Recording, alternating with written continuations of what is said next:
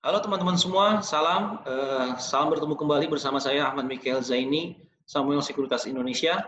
Seperti biasa pada kesempatan kali ini saya akan membahas isu-isu ekonomi yang kemungkinan akan berdampak terhadap pasar modal Indonesia, pasar saham maupun pasar obligasi di minggu keempat bulan September tahun 2020.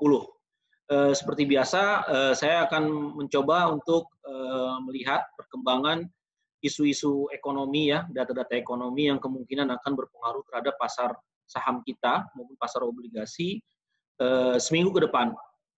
Sebelum kita lebih jauh dalam membahas perkembangan ekonomi terkini, tentu kita akan seperti biasa, seperti minggu-minggu sebelumnya, kita akan membahas terkait dengan perkembangan kasus harian COVID-19 di Indonesia maupun di berbagai negara. Kita tahu kasus harian setelah PSBB jilid 2 yang cukup ketat diberlakukan oleh Pemprov DKI Jakarta, kasus hariannya juga cenderung malah mengalami kenaikan ya. Jadi mungkin dampak dari PSBB ini mungkin baru akan terlihat seminggu atau 2 sampai 3 minggu ke depan ya.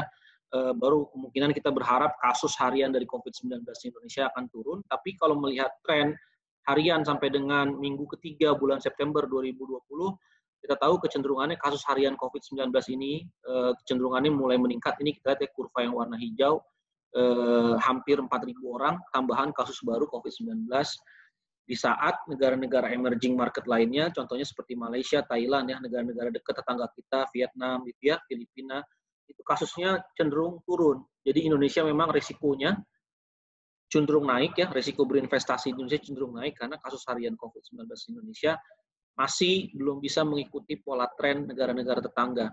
Untuk di Amerika sendiri kasus hariannya sampai dengan September ya, tanggal 11 itu kasus hariannya masih mengalami penurunan ya, walaupun memang masih cukup tinggi kasusnya, sekitar 25.000 orang per hari itu kasusnya masih kena COVID-19. Jadi di Amerika walaupun kasusnya cukup tinggi tapi kecenderungannya sudah mulai menurun. Nah, tinggal bagaimana Indonesia bisa memanfaatkan PSBB yang cukup ketat ini agar bisa dapat menurunkan kasus harian COVID-19. Nah, dari ekonomi sendiri, pasar saham ya, maupun pasar obligasi, para pelaku pasar itu masih menunggu stimulus fiskal yang belum juga disepakati oleh Republikan maupun Demokrat. Karena ini yang ditunggu-tunggu sebenarnya oleh para pelaku pasar, karena katalis baik dari moneter gitu ya, katalis positif dari moneter, di mana minggu lalu Powell berujar bahwa dia akan menjaga tingkat suku bunga rendah paling tidak sampai dengan tahun 2023. Sebenarnya itu merupakan katalis yang cukup positif dari sisi moneter, karena sepertinya Bank Sentral Amerika benar-benar akan mensupport pertumbuhan ekonomi Amerika sampai kembali pulih, yang diprediksi baru pulih diperkirakan tahun 2023. Dan di rentang dari tahun ini sampai tahun 2023, the Fed akan menjaga tingkat suku bunga atau bahkan mengkontrol yield obligasi Amerika 10 tahun di level yang cukup rendah untuk mensupport pertumbuhan ekonomi. Tapi kita tahu di tengah pertumbuhan ekonomi yang rendah, bahkan resesi, dan juga inflasi yang rendah, tingkat suku bunga yang rendah, kita tahu dalam ekonomi ini disebut dengan kondisi liquidity trap. Kondisi di mana pertumbuhan ekonomi tidak bisa lagi didorong oleh stimulus moneter. Jadi karena stimulus moneter tidak cukup ampuh untuk mendorong pertumbuhan ekonomi karena instrumennya sudah terbatas, karena tingkat suku bunga sudah mendekati nol, kemudian juga The Fed sudah melakukan mensupport ekonomi Amerika sebisa mungkin. Itu juga yang terjadi di Indonesia, di mana BI sudah menurunkan tingkat suku bunga sampai dengan 100 basis point, tapi memang pertumbuhan ekonomi belum bisa pick up. Kenapa pertumbuhan ekonomi belum bisa naik ketika tingkat suku bunga sudah mendekati nol? Itu karena masih ada kasus COVID. Kalau konteksnya untuk tahun ini, COVID-19 masih naik di Indonesia, tentu terjadi social distancing, di mana social distancing tersebut mendorong perekonomian untuk cenderung tertahan. Karena kan kita tahu untuk tercapainya suatu transaksi ekonomi perlu ada interaksi antara supply and demand, perlu interaksi antara consumer dengan produser. Ketika interaksi itu dibatasi, tentu perekonomian mengalami perlambatan. Jadi walaupun BI atau bank sentral di negara manapun sudah menurunkan tingkat suku bunga sampai dengan nol bahkan di Amerika, dan sudah melakukan berbagai stimulus moneter, tapi selama masih ada kasus COVID-19, selama masih orang khawatir akan adanya kasus COVID-19, tentu itu tidak akan signifikan mempengaruhi pertumbuhan ekonomi.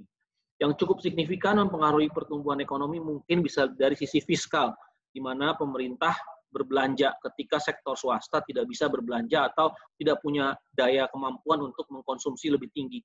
Nah, di saat sektor swasta tidak bisa mengkonsumsi barang dan jasa ketika terjadi social distancing dan PHK misalkan, maka pemerintah yang diharapkan bisa menstimulus perekonomian. Tapi sejauh ini kita tahu Amerika, di mana GDP-nya itu hampir 15% dari GDP dunia, itu belum sampai pada tahap kesepakatan untuk menstimulus pertumbuhan ekonomi Amerika.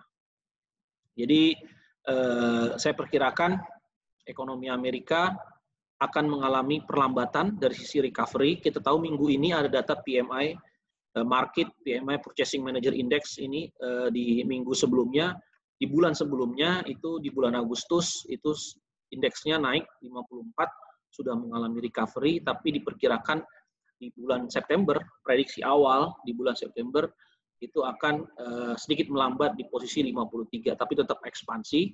Dan juga kita tahu ada new home sales ya bulanan di Amerika, datanya juga akan keluar bulan Agustus yang diperkirakan juga akan melemah. Artinya apa?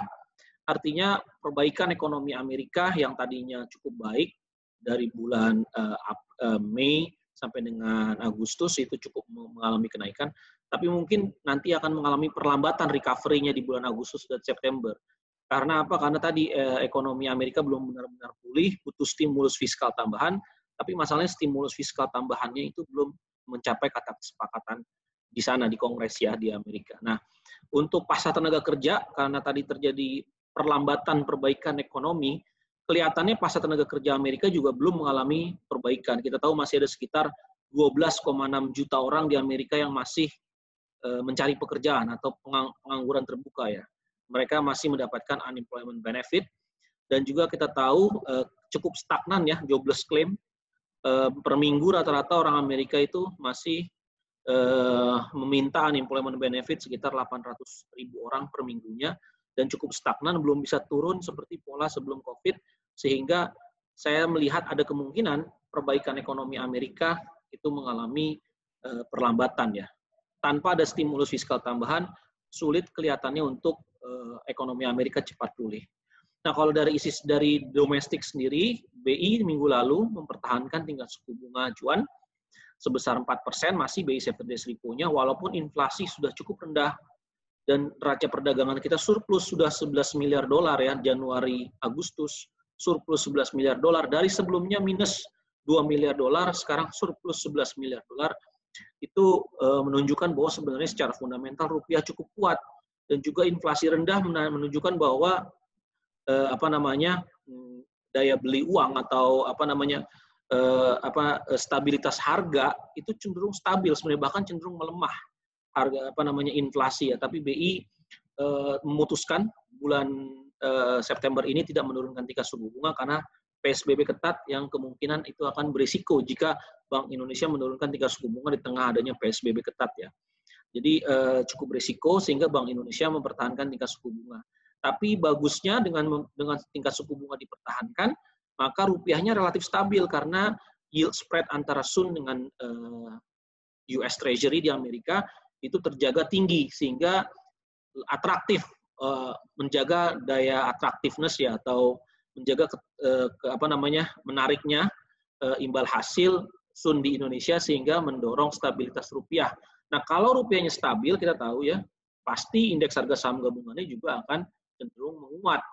Nah, kebetulan karena stimulus fiskal tambahan di Amerika belum juga di pass on, dan belum ada katalis positif yang cukup signifikan dari dalam negeri, ya, kecuali minggu lalu BI mempertahankan tingkat suku bunga.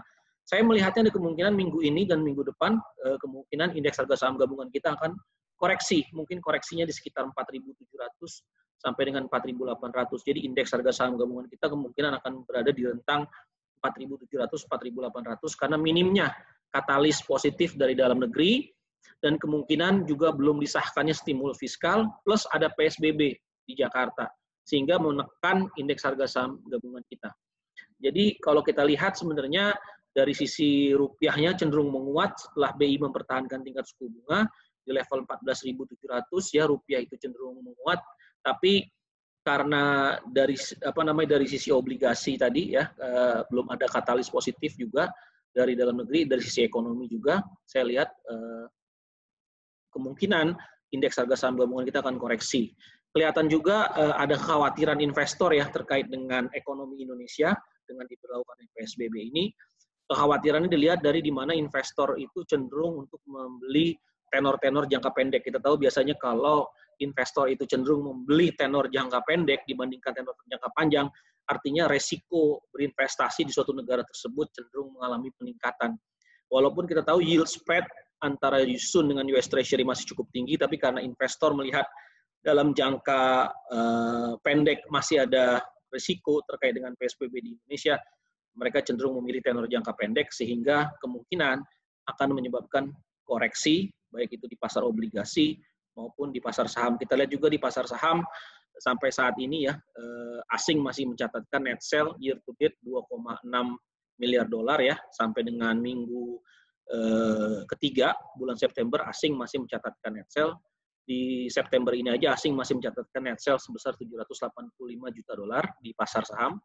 Di pasar obligasi asing yang tadinya net buy sekarang net sell ya, itu sampai dengan September tanggal 16 ya, itu asing mencatatkan net sell sebesar 555 juta dolar. Jadi dari katalis ini kita bisa lihat ya, dari data-data tersebut terjadi total outflow baik dari saham maupun obligasi yang kemungkinan akan menekan kinerja indeks harga saham gabungan kita maupun pasar obligasi kita.